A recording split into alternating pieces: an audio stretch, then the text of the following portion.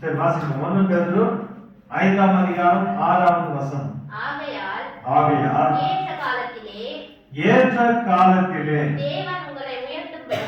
தேவன் உங்களை உயர்த்தும்படிக்கு அவருடைய பலத்த கைக்குள் அடங்கியிருங்கள். ஆமென் சொல்லுங்க. ஏற்ற காலத்தில் தேவன் உங்களை உயர்த்தும்படிக்கு, நம்மள என்ன கிடையாது, உன்ன கிடையாது, நம்மை. ஆமென் சொல்லுமா. ஏற்ற காலத்தில் நம்மை உயர்த்தும்படிக்கு அவருடைய பலத்த கைகள். அப்படின்னா என்ன அப்படின்னா, பலத்த கைனா என்ன? அவருடைய கரத்துல நாம அடங்கியிருக்கோம். அடங்கியிருக்குன்னா என்ன? ஆண்டவர் என்ன? உன்னுடைய மதில்கள் எனக்கு முன்பாக இருக்கிறது. அப்போ அவருடைய கைக்குள்ள இருக்கிற நாம என்ன பண்ணணும்? ஒவ்வொரு நாளும் வேதத்தை வாசிக்கணும், ஜெபம் பண்ணணும், அவர் சொல்லுகிற காரியங்களை நாம் என்ன பண்ணணும்? கற்றுக்கொண்டு ஒவ்வொரு நாளும் ஆண்டவரே, இன்றைக்கு ஆண்டவரே உம்மை துதிக்கிறோம், இன்றைக்கு அந்த வாசலை தருங்க, இன்றைக்கு தருங்க, நாளைக்கு தருங்க, நாம் காத்திருக்கிற ஆண்டவரே சொல்லிட்டு நாம என்ன பண்ணணும்? ஒவ்வொரு நாளும் நாம அவருடைய நாமத்தை மகிமைப்படுத்துகிற பிள்ளைகளா இருக்கிறோம். ஒவ்வொரு நாளும் நம்ம என்ன பண்ணணும்? அப்ப என்ன அப்படின்னா, நாம கற்றுக்கொள்ள வேண்டும். நாம் என்ன பண்ணணும்? கற்றுக்கொள்ள வேண்டும். பேதுரு என்ன பண்ணா தெரியுமா? இயேசு செய்கிற எல்லா காரியத்தையும் பார்த்துக்கிட்டார். அவர் செய்த அற்புத அடையாளங்கள் எல்லாவற்றையும் பார்க்கணும். பிரமிப்பா இருக்குது, அவங்களுக்கு ஆச்சரியமா இருக்குது. இவர் செய்யற காரியங்கள் எல்லாத்தையும் அப்ப அவன் மனசுக்குள்ள ஒரு வாஞ்சை இருந்திருக்கு இல்லையா? பேதுருக்கு வாஞ்சை இருந்திருக்குமா? இருந்திருக்காங்க. இயேசு இவ்வளவு அற்புதம் முத்தலாண்டவருக்கு கொடுப்பாரா அப்படின்னு சொல்லி அவனுக்குள்ள ஒரு வாஞ்சை இருந்துகிட்டு தான் இருந்திருக்கும். ஆனா ஆண்டவர் என்ன பண்ணாரு? அவன் இருந்து ஒவ்வொரு நாளும் அவர் என்ன பண்ணாரு? தொண்டு சுகமாக்குனாரு, வார்த்தையினால சும்மா பிசாசுகள் ஓடிச்சு, எல்லாமே நடந்து முடிஞ்சது. எல்லாமே ஒரு முறை சீசனில் ஆண்டவர் அனுப்பி நீங்க போய் நாமத்தினால வியாதிகளை சுகமாக எல்லாத்தையும் சொல்லிட்டார். ஆனா அவன் குறிப்பிட்ட நாள் இந்த பேதுருவை ஆண்டவர் ஊழியத்துக்கு என்று எடுத்து அனுப்பும்போது, அவன் முதலாவதாக அந்த ஆலயத்துக்கு போகும்போது அங்க சும்பின காலுடைய ஒரு மனுஷன் பிச்சை கேட்டுக் கொண்டான்.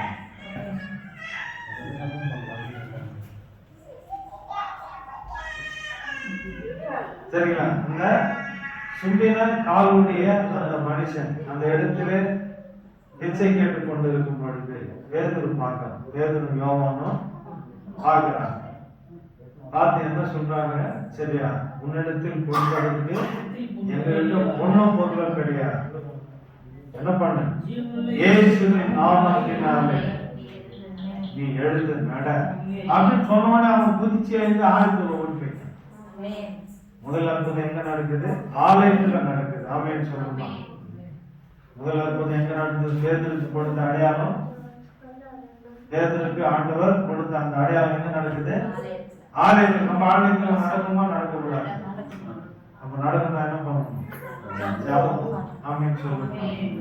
முதல் அதுதான் சொல்ல, அவரோடு கூட நீ ஐக்கியமா இருந்து அவர் சொல்லுகிற வார்த்தைகள் எல்லாம் கேட்டு அதன்படி நீ நடந்தாயானால் கர்த்தர் உன்னை எடுத்து அவர் பயன்படுத்த விரும்புவார். அப்ப இவ்வளவு நாள் இருந்தான். ஆண்டவர் சொல்றாரு, நாடுகளை மேய்ப்பாயா? ஆம் ஆண்டவரே, நான் மேய்க்கிறேன் என்று சொல்லி முடிச்சுட்டான். ஆனா முதல் அவன் செய்த அற்புதம் எங்க வந்து பாத்தீங்கன்னா ஆலயத்துலதான் செய்யறான். ஆமென் சொல்லுமா. அந்த ஆலயத்துலதான் என்ன பண்ணான் அப்படின்னா அவன் முதல் அற்புதம் செய்தது. பேதுரு செய்த முதல் அற்புதம் அப்படின்னு பாத்தீங்க அப்படின்னா அந்த ஆலயத்துல தான். யோவானும் அவனும் அங்க போகும்போது பேதுரு என்ன பண்றான்? அவன்கிட்ட கொடுப்பதுக்கு எனக்கு ஒண்ணுமே கிடையாது, உலகத்துக்குரிய காரியம் என்னிடத்தில் கிடையாது, இந்த உலகத்துல இருக்கிற பணமும் பொருளும் உணவை கொடுத்து உன்னை ஆசீர்வதிக்க என்கிட்ட எதுவும் கிடையாது. எனக்குள்ள இருக்கிற அந்த தேவாதி தேவனுடைய நாமத்தினாலே நீ எழுந்து நட என்று சொன்ன உடனே அவன் எழுந்து நடக்க ஆரம்பித்தான். அடுத்தது ஆண்டவர் என்ன பண்றார்? இந்த பேதுரு அடுத்து ஆண்டவர் எடுத்து பயன்படுத்துறார். இரண்டாவது ஆண்டவர் என்ன எடுத்து பயன்படுத்துறாருன்னா, புரியுதுங்களா? இந்த பேதுரு இவன் நடந்து போகும்போது அவனுடைய வலது பக்கம் இடது பக்கம் எப்படியா மரணத்துக்கு ஏதோ படுக்கொள் மனுஷன் எல்லாம் கழட்டி வச்சிருந்தான். அவன் நிழல்பட்டு அநேக சுகமானார்கள்.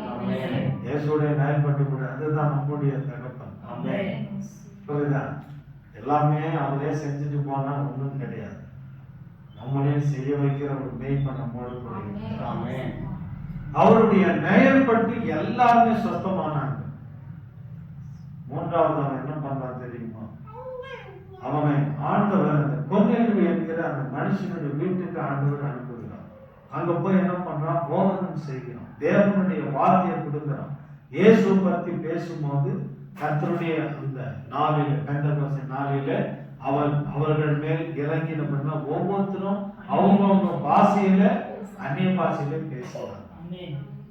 அப்போ 3 காரியங்கள் இருக்குது. 3 காரியங்கள் இருக்குது. சரி, இந்த பேருடைய நேயப்பட்டு அப்ப அவ்வளவு ஜனங்கள் வந்துட்டு அங்க வந்துட்டு கலத்தி வச்சிருந்தாங்க. ஏன்னா அவனால கையால தொட்டு அத்தனை பேரையும் ஆசீர்வதிக்க முடியாது. அதனால வலது புறம் இடது புறம் போட்டுட்டு அவன் என்ன பண்ணான்? நடந்து போனான். அவன் நேயப்பட்டு எல்லாருமே சுகமாகுவதை நம்ம வேதத்திலே வாசிக்கிறோம். அப்போ இந்த பேதனுடைய முக்கியமான 3 அடையாளம், சிறையில இருந்து ஆண்டவர் அதை திறந்தாரு, திரும்ப வந்தாரு, போனாரு என்பதை விட முக்கியமான இன்னைக்கு ஆவியானவர் நமக்கு வெளிப்படுத்தின 3 காரியங்கள். முதலாவதாக தேவனுடைய ஆலயத்திலே அவன் அற்புதங்களை செய்தான். இரண்டாவது அவனுடைய நிழற்பட்டு அநேக சொந்தமானார்கள். மூன்றாவது தேவனுடைய வார்த்தையை அவன் என்ன பண்ணான்? போஷிக்க பண்ணினான், போதகம் செய்தான், மற்றவர்களுக்கு சுவிசேஷத்தை அறிவித்தான். 3 காரியங்கள் நம்முடைய வாழ்க்கையில இருக்க வேண்டும். இந்த 3 காரியங்கள் யாருக்கு இருந்தது அப்படின்னா இயேசு கிறிஸ்துவுக்கும் இருந்தது. இயேசு கிறிஸ்துவுக்கும் இருந்தது. முதலாவதாக ஆண்டவர் என்ன பண்றாருன்னா கானாவூர்ல தான் முதல்ல என்ன பண்றாரு? அற்புதம் செய்கிறார். இரண்டாவது ஆண்டவர் பேதுருவுடைய அந்த படகுல மீன்களை கொடுக்கிறார். மூன்றாவது வந்து பாத்தீங்க அப்படின்னா ஆண்டவர் என்ன பண்றாரு அப்படின்னா வியாதிஸ்தர்களை, பேய்களுக்கு, பிசாசுக்கு எல்லாரும் வந்து சொந்தமாகிறதை நாம் பார்க்கிறோம்.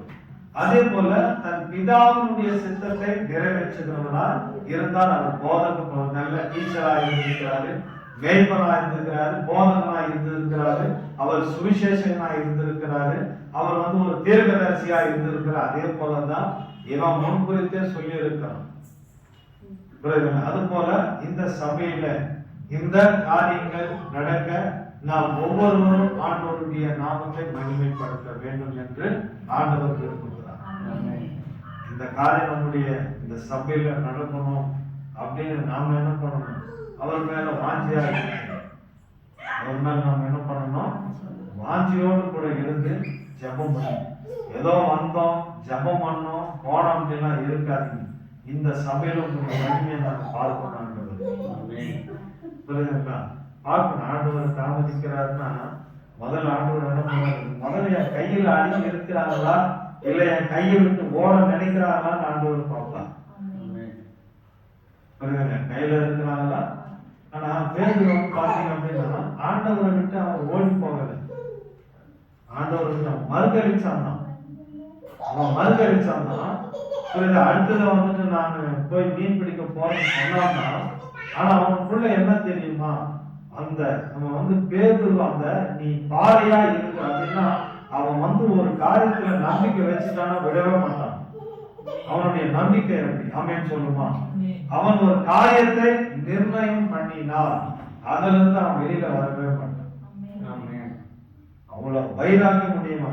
ஆமென் சொல்லுமா? இயேசுக்காக யாவையும் செய்கிறவன். இயேசு அரசு பண்ண வரணும்னு என்ன பண்ண தெரியுமா? போய் கத்தி எடுத்து துணிகரமா காவல் துணிகரமா என்ன பண்ண போய் காத